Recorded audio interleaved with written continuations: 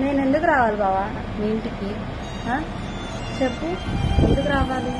పిల్లలు పుట్టకపోవడం నా తప్ప? నేనేం చేశానని చెప్పి? మీ చెల్లికేమో త్వరగా పిల్లలు పుట్టారని, నాకేమో పుట్టలేదని ఊళ్ళో వాళ్ళు చెప్పే మాటలని అంటుంది మీ అమ్మ. దానికి వత్తాసు పలుకుతాడు మీ నాన్న. మీ చెల్లి డోలు బాగా ఎక్కడికి వెళ్ళినా, ఏ ఫంక్షన్కి వెళ్ళినా ఇదే మాట.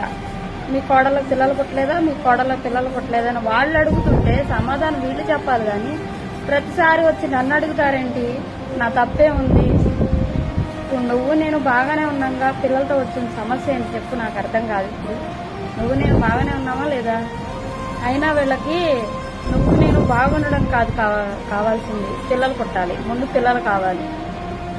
ఈ రోజుల్లో అత్తలు ఎలా ఉన్నారంటే, మా కోడలకు పిల్లలు పుట్టకపోతే నీ